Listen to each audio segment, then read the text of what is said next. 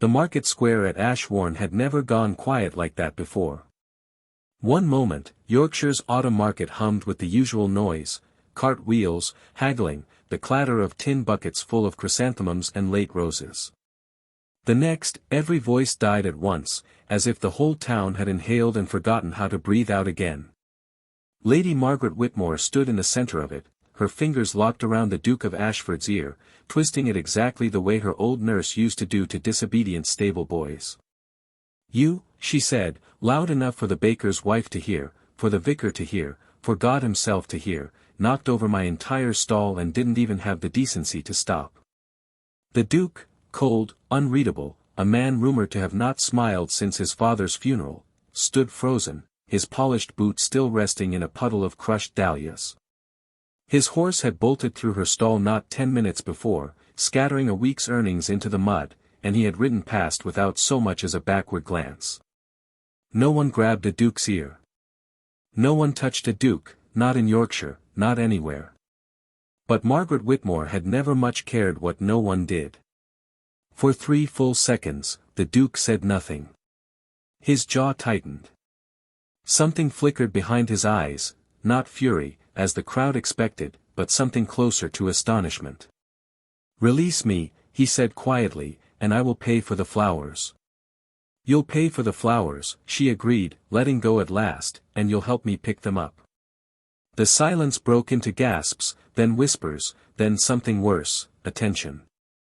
And somewhere at the edge of the square, watching with cold, calculating eyes, Lord Pembroke smiled for the first time in weeks.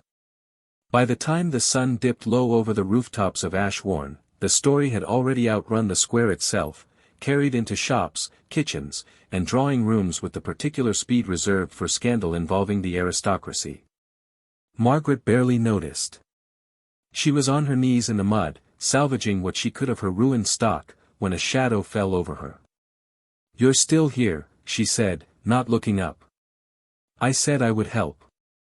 The Duke of Ashford had removed his gloves, an act so unexpected that Clara Hastings, crouched beside Margaret sorting stems, nearly dropped an armful of roses. "Your Grace needn't trouble himself further," Clara said quickly, glancing between them with poorly hidden alarm. "We can manage." "I have caused the trouble," he said. "I intend to correct it." Margaret finally looked up at him properly, really looked, past the title, past the ice in his expression that the whole county whispered about. Up close, his coldness seemed less like arrogance and more like a wall built carefully, brick by brick, around something he didn't want touched. "Suit yourself," she said, and handed him a basket.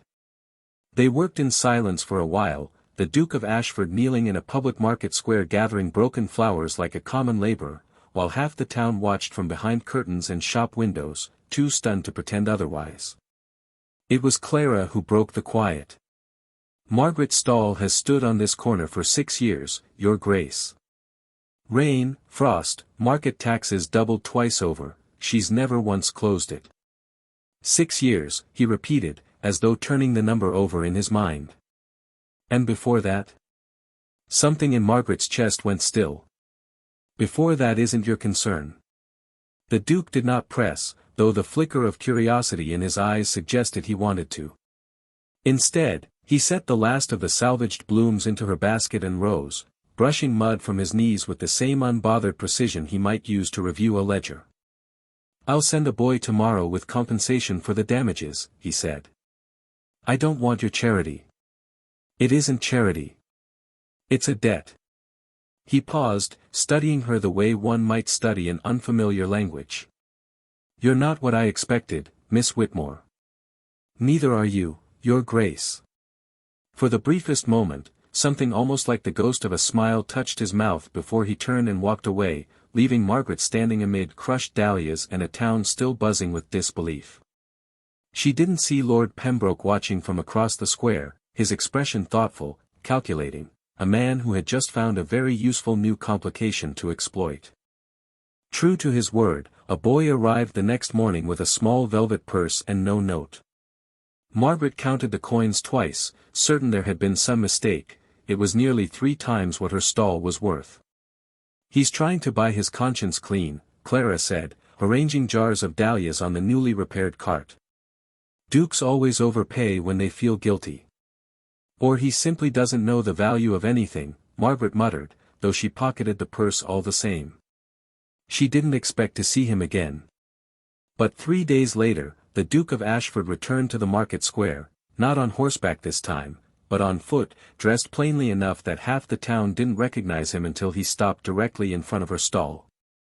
"I find I owe you an apology," he said. The horse was startled. "I should have stopped regardless." "You already paid for that apology, Your Grace. That was compensation. This is different." He hesitated, an unfamiliar motion for a man so composed. "I would like to know more about the woman who wasn't afraid to seize a duke by the ear in front of half of Yorkshire." Margaret laughed before she could stop herself, a short, surprised sound that seemed to catch him equally off guard. Over the following weeks, his visits became a quiet fixture of the market square. He asked about her flowers, her prices, the particular stubbornness of dahlias in early frost. He never announced himself, never expected preferential treatment, and slowly, carefully, Margaret found herself looking forward to the sound of his footsteps among the market crowd. It was Clara who first noticed something wrong.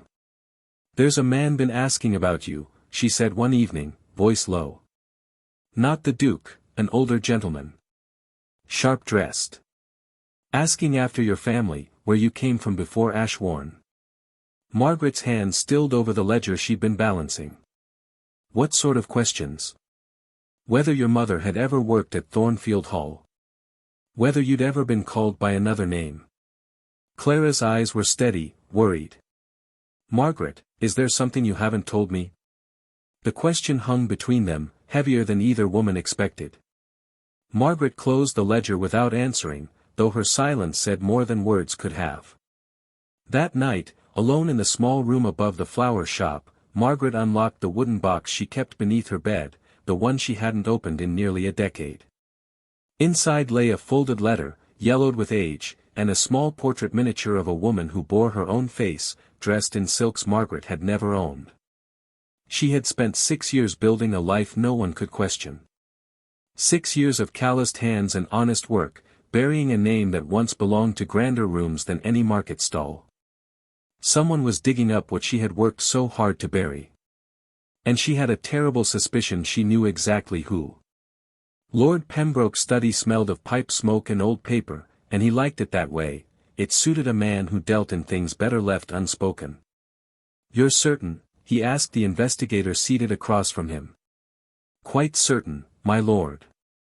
The flower seller's mother was Eleanor Thornfield, companion, some said mistress, to the late Earl of Thornfield before his death. There was a child. A daughter, sent away after the estate was seized. The investigator slid a folded paper across the desk.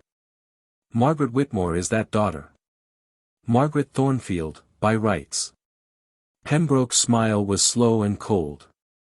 Thornfield, the very estate whose disputed lands he had quietly folded into his own holdings 8 years ago, using forged transfer documents no one had ever thought to question.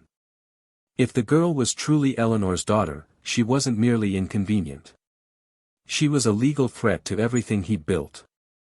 He had planned, at first, simply to discredit her, to ensure the Duke's growing fondness for a common flower seller curdled into embarrassment before it became anything more permanent. But this was better. This was leverage of an entirely different order. "Does the Duke know?" Pembroke asked. "Not yet, my lord." "Good. Keep it that way, for now." Margaret didn't sleep that night, turning the portrait miniature over and over in her hands as though it might offer answers her mother had never lived long enough to give. By morning, she'd made a decision: she would tell the Duke herself, before anyone else could twist the truth into a weapon. She found him walking the grounds near the old chapel, alone, the autumn wind pulling at his coat. "I need to tell you something," she said, "before you hear it from someone else." He listened without interrupting as she recounted what little she knew: her mother's name, the estate seized after the old earl's death, a childhood spent in quiet exile before she built a life of her own choosing in Ashbourne's market square. When she finished, The Duke was quiet for a long moment. "Thornfield," he said finally. "That land borders my eastern estate. I've always wondered why the transfer documents seemed irregular." "You knew something was wrong?" "I suspected. I never had proof."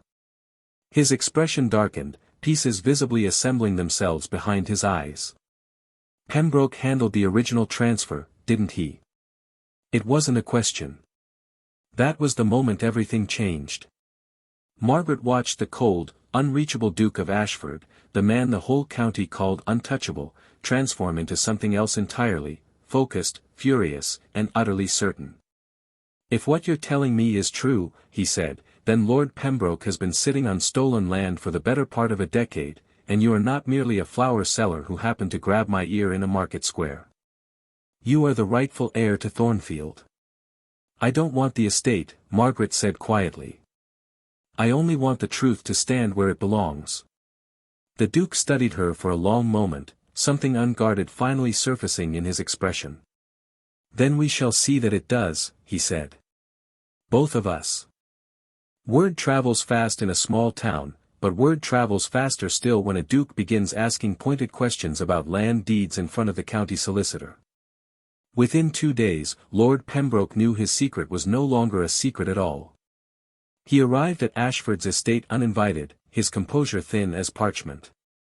"I hear you've taken an interest in old property disputes, Ashford. Peculiar hobby for a man of your standing." "Peculiar is forging a dead earl's signature on a transfer of land," the Duke replied evenly, "and passing it off as legitimate for 8 years.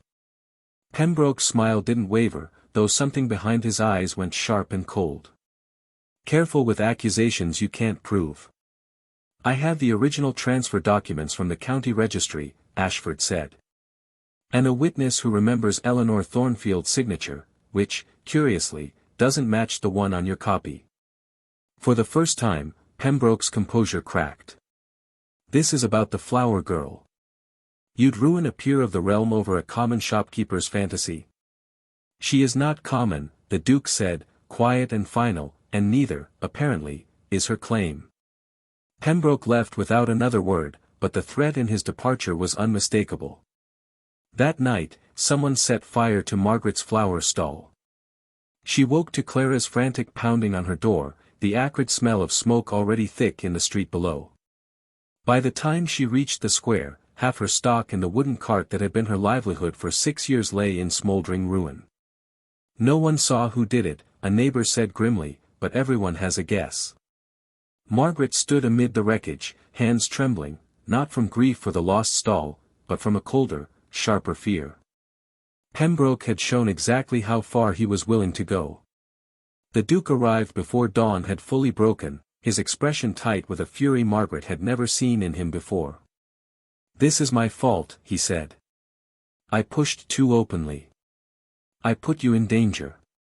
You didn't light the fire, Your Grace." "No. But Pembroke wouldn't have dared touch you a week ago." He knelt beside the ruined stall, riding an overturned bucket with more care than the gesture required. "I should have moved more carefully. Protected you first, justice second." "I don't need protecting," Margaret said, though her voice wavered on the words. "I need the truth to come out before he burns anything else." The Duke rose, something resolved settling over his features. "Then we stop being careful. We take everything we have to the magistrate, tomorrow, publicly, before Pembroke has time to destroy what evidence remains." Margaret looked at the ashes of everything she'd built with her own 2 hands, and felt something harden inside her that had nothing to do with fear. "Tomorrow," she agreed. The magistrate's hearing room had never held so large a crowd.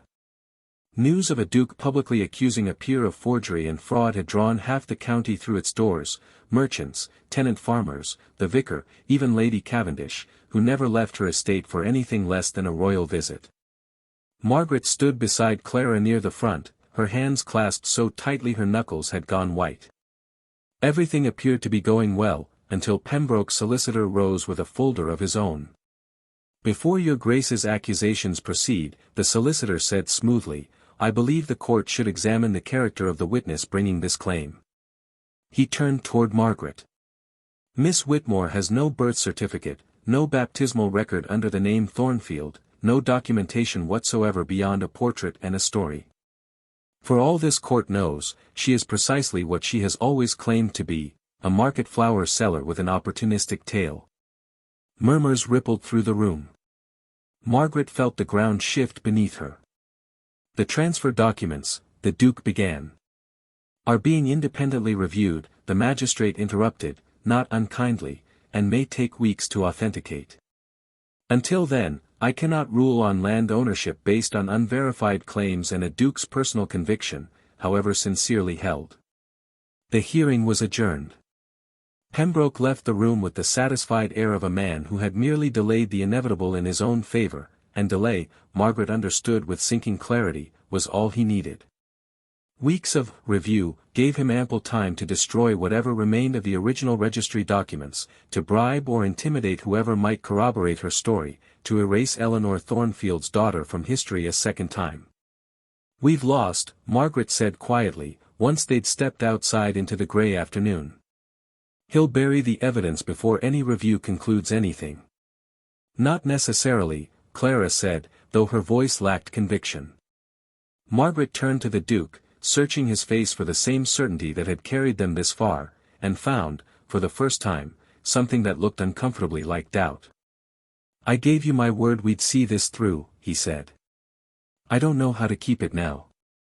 Standing amid the wreckage of her burned stall and now her burned case, Margaret felt the full weight of 6 years' careful anonymity collapsing around her for nothing. She had exposed herself, lost her livelihood, and dragged a duke into public scandal, all for a truth that might never be provable. "Perhaps," she said, voice raw, "some things are better left buried after all." She turned to walk away, back toward the ashes of the only life she'd built with her own hands, when Clara caught her arm. "Margaret. Wait." Clara's face had gone pale, urgent. "The portrait miniature, the one of your mother. Turn it over. There's an inscription on the back I noticed years ago and never thought to mention. I think it might be a witness's name." Margaret's hands shook as she reached into her pocket for the small, worn frame. The inscription was faint but legible, "Witnessed by Reverend Josiah Grant, Thornfield Chapel, March 1st. The old vicar, retired but alive in a neighboring parish, confirmed everything within the week, Eleanor Thornfield's true signature, her daughter's birth, the fraudulent transfer Pembroke had orchestrated. Faced with irrefutable testimony, Pembroke's schemes unraveled entirely. He was stripped of his stolen lands and disgraced before the very county that once feared him. Thornfield returned to its rightful heir. Margaret rebuilt her flower stall anyway, unable to abandon the life she'd made with her own hands, though now the Duke of Ashford could often be found beside her, gloves off, sleeves rolled, utterly unbothered by the whispers. They married that spring, in a chapel filled with dahlias. The whole town, once silenced by a single grabbed ear, now couldn't stop talking about the wedding of the century. "What would you have done in her place?"